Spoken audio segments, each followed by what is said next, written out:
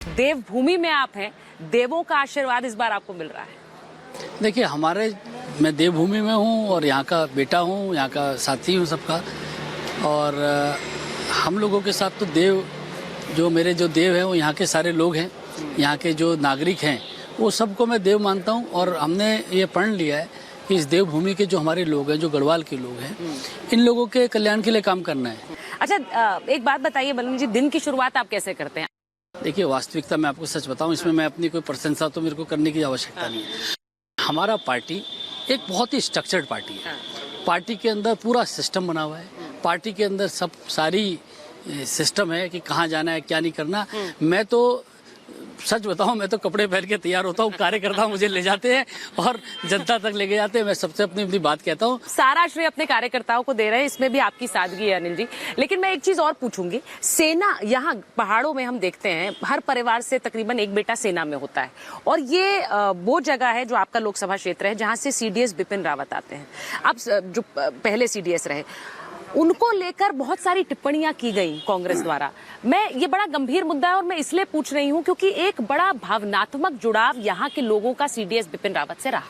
देखिए, मैं परसों उनके गांव गया था, यमकेश्वर विधानसभा में, और मैं उनके गांव गया। एक छोटा सा गांव, एक छोटा सा घर, वहां से देश का पहला CDS बनना, ये बहुत बड़ी बात थी। उत्तराखंड के गढ़वाल से चुनाव लड़ रहे अनिल बलूनी ने अपने क्षेत्र में जनसंपर्क किया और वहां की जनता से वोट देने की अपील की। अनिल बलूनी जिस गली मोहल्ले में पहुंचे, वहां उनके समर्थकों और कार्यकर्ताओं ने जोरदार उनका स्वागत किया।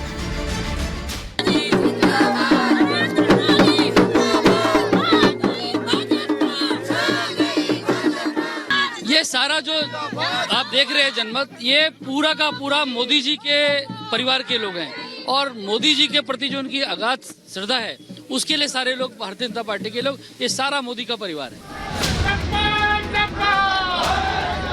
2019 और 2014 के लोकसभा चुनाव में उत्तराखंड की सभी 5 सीटों पर बीजेपी ने जीत दर्ज की थी। इसीलिए 2024 का लोकसभा चुनाव बीजेपी के लिए अहम है और चुनौतियों से भरा भी। क्या बीजेपी उत्तराखंड में हैट्रिक लगाकर 5 सीटों पर फिर से जीत दर्ज करेगी? इस पर जनता के मन में क्या है? नरेंद्र मोदी जिंदाबाद, नरेंद्र मोदी जिंदाबाद, अनिल बलूनी जिंदाबाद, अनिल बलूनी जिंदाबाद। यहाँ गढ़वाल लोकसभा क्षेत्र में लोगों से जानना जरूरी है कि इस वक्त क्या चल रहा है, गारंटी किसकी चल रही है? मोदी की गारंटी पहाड़ों में भी है क्या? स्वाभाविक रूप से मोदी जी की गारंटी ने इस देश के एक एक व्यक्ति को स्पर्श किया हो। जो पिछले 10 सालों का रिपोर्ट कार्ड लेकर हम पूरे देश में जनता के बीच में गए हैं, उसी तरह उत्तराखंड में उत्साह है। तीसरी बार प्रधानमंत्री बनने के लिए चुनाव है, आपको लगता है रहा आसान है? हाँ, आसान है, आराम से जीत जाएंगे। 400 से ज्यादा मतों से जीतेंगे। 400 के से ज्यादा? 400 से ज्यादा सीटों से जीतेंगे, सांसद सीट। प्रधानमंत्री नरेंद्र मोदी का जो नेतृत्व है, उसे कैसे देख रहे हैं पहाड़ के लोग? पहाड़वासी क्या, पूरा विश्ववासी, मतलब पूरे भारतवासी उल्लास है लोगों में, जो उनका इन 10 सालों में जो उन्होंने विकास किया। एक्चुअली जो 50 साल जो सरकार चलाई कांग्रेस ने, उनकी अगर उनको देखा जाए तो 10 साल में बहुत ज्यादा विकास हुआ है। नरेंद्र मोदी के खिलाफ एक इंडिया गठबंधन खड़ा हुआ है, आपको लग रहा है वो टक्कर दे रहे हैं? वो कहाँ टक्कर दे रहे हैं? आप देखिए, इंडिया गठबंधन बना था, पश्चिम बंगाल में कहाँ है, दिल्ली में कहाँ है, आप तमिलनाडु के अंदर जाएंगे वहाँ कहाँ है। केंद्र में नरेंद्र मोदी के प्रधानमंत्री बनने के बाद बीजेपी में अनिल बलूनी का कद काफी ऊंचा हुआ है। वो उत्तराखंड से राज्यसभा सदस्य भी रहे हैं। वो पहली बार लोकसभा चुनाव में उतर रहे हैं। किन मुद्दों को लेकर वो जनता के बीच जा रहे हैं, आइए उन्हीं से जानते हैं। ये एक ऐसा राज्य है जिसने UCC इम्प्लीमेंट कर दिया है। UCC की गूंज आपको लगता है चुनाव बाद भी रहेगी, और उत्तराखंड से ही शुरुआत हुई? देखिए, हमारा वर्षों से हमारे वादे रहे। हम जब छोटे थे तब हम नारे लगाते थे, सौगंध राम की खाते हैं, मंदिर वहीं बनाएंगे, तो हमारे रोंगटे खड़े हो जाते थे। सौगंध राम की खाते हैं, मंदिर वहीं बनाएंगे, और हमारे को लगता था कब बनेगा मंदिर। वो मंदिर मोदी जी ने बना दिया। हम बचपन से जब स्वयंसेवक थे और विद्यार्थी परिषद में थे, तब नारे लगाते थे, शहीद हुए जहां मुखर्जी वो कश्मीर हमारा है। हम सोचते 370 हटेगी क्या कभी? वो 370 हट गई। ट्रिपल तलाक वाला हट गया, CA आ गया, UCC आ गया। आप बताइए ना, हमारे जो वादे हैं, जो हमारे एजेंडा है, वो हम सब पूरे कर रहे नहीं कर रहे हैं। अभी UCC की आपने बात की, UCC उत्तराखंड में इम्प्लीमेंट हो गया। अब उसकी समीक्षा हो रही है, सामाजिक समीक्षा भी हो रही है, वैधानिक समीक्षा भी हो रही है, सारी समीक्षा होगी। उसके बाद जो निकलेगा वो पूरे आगे भी जाएगा। गढ़वाल से लोकसभा उम्मीदवार अनिल बलूनी ने यूपी के सीएम योगी आदित्यनाथ की मां से भी मुलाकात की।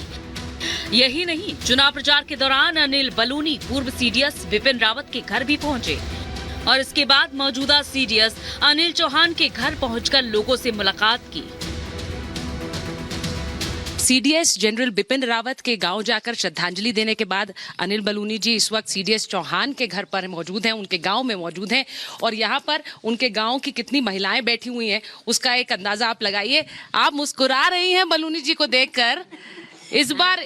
हाँ, हमको बहुत खुशी हो रही है कि हमारे गांव में आ रखे हैं और देखेंगे आगे, कोशिश करेंगे हम लोग कि जीते, भगवान ये दुआ करें कि जीत जाए। देखिए ये खुशी इनके चेहरे पर नजर आ रही है, सबसे बड़ी बात है। मुझे लगता है बलूनी जी ये सबसे बड़ा आशीर्वाद भी है एक तरह से, जो खुशी उनके चेहरे पर नजर आ रही है। नहीं, देखिए इस जो गांव है ना, ये हमारे लिए तीर्थ की तरह है। हमारे देश के CDS जो हमारा देश का सेनापति है, वो इस गांव से, इस मिट्टी से है, तो इस मिट्टी को हमको माथे पे लगाना चाहिए। ये सब वीरों का गांव है और ये सब लोग जानते हैं कि वीरता का मतलब क्या होता है। ये सब लोग जानते हैं कि देश में जब सैनिक लड़ता है उसकी क्या भावना होती है और इस गांव के लोग निश्चित तौर पे देश के हर विषय से जुड़े हैं। इनको जानते हैं कि किसको सरकार बनानी, किसको प्रधानमंत्री बनाना है।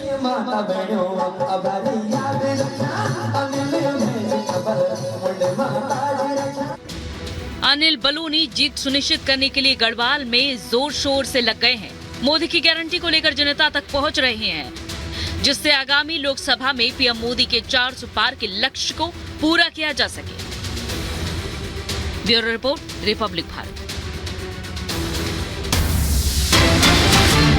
और इसी बीच बड़ी खबर आपको बता दें, यूपी मदरसा एक्ट का ये मामला, सुप्रीम कोर्ट ने हाईकोर्ट के फैसले पर रोक लगाई है। हाईकोर्ट ने एक्ट को असंवैधानिक करार दिया था। यूपी सरकार ने भी हाईकोर्ट में एक्ट का बचाव किया था।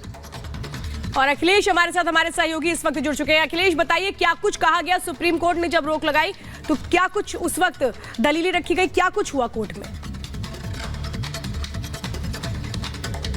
देखिए, मोटी बातें ये थी कि सवाल ये रखा गया कि 17 लाख बच्चे इस मदरसों में पढ़ते हैं, 25,000 के करीब मदरसे हैं और जिस तरह से, जिस आरोप पे ये रोक लगाई गई थी कि इससे जो है वो धार्मिक शिक्षा का प्रभाव बढ़ता है, जो कि सरकारी खर्चे पर चढ़ने वाले मदरसे में नहीं दिया जा सकता। सवाल ये उठा कि सुप्रीम कोर्ट ने पूरी सुनवाई के बाद माना कि जो हाईकोर्ट ने जो व्याख्या की है वो सही नहीं है, क्योंकि 2004 का एक्ट चल रहा है और 2004 के एक्ट को जब हाईकोर्ट में इसको चुनौती दी गई थी तो यूपी सरकार ने भी मदरसा बोर्ड के साथ खड़ा था और ये मानता था कि उस समय हाईकोर्ट में माना था कि ये यहाँ पे इस तरह की धार्मिक शिक्षा नहीं है। लेकिन जब हाईकोर्ट ने इस पूरे एक्ट को रद्द कर दिया, उसके बाद यूपी सरकार ने चैलेंज नहीं किया और यहाँ तक कि हाईकोर्ट में फैसला आने के बाद सुप्रीम कोर्ट में सुनवाई से पहले यूपी सरकार ने उसे नोटिफाई भी कर दिया।